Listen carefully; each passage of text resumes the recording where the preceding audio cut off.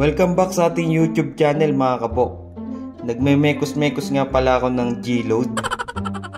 Ayan ang aking bagong personal G-Load. Ayan ang bagong muka ng ginagamit ko yung G-Load. Ayan, wala kasi akong mixer kaya ang gamit ko stick. Ayan, sa mga di nakakaalam, ang G-Load po yung pinapainom sa gagamba.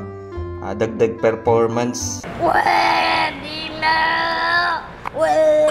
Ginagamit pang kondisyon din ng gagamba.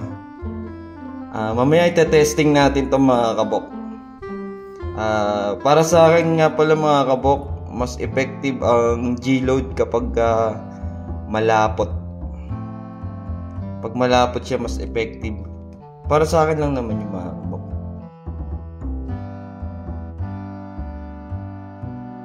Ito na mga kabok ang paggagamitan natin ng G-Load. Ayan, pumili na kayo bago ko paglabanin at i-comment nyo sa baba kung sa tingin nyo sino mananalo. Ayan, isang mabilisan lang to mga kabok. Medyo may kalumaan na yung gagamba. Ayan, kung nakapili na kayo, umpisahan na natin. Ito na ang test fight ng ating bagong personal G-Load. Ayun, nagbakbakan na mga kabok. Pero parang naunahan yung tala. Ayan mga kabok, nagbabakbakan pa rin. Medyo may kalumaan yung mga gagamba na to mga kabok, pero nakikita nyo naman.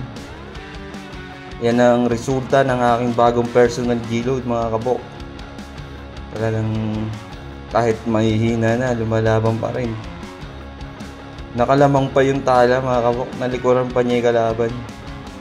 Nakakambak, pero hindi nagpapatalo yung kalaban mga kabok. Ayan, nagbitaw sila mga kabok, pero talagang durog parehas.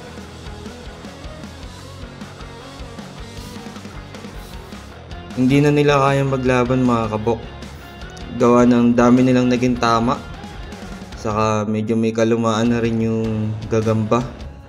Ayan, sa mga gustong bumili ng aking personal G-Load, i-PM nyo lang po ako mga kabok sa aking page.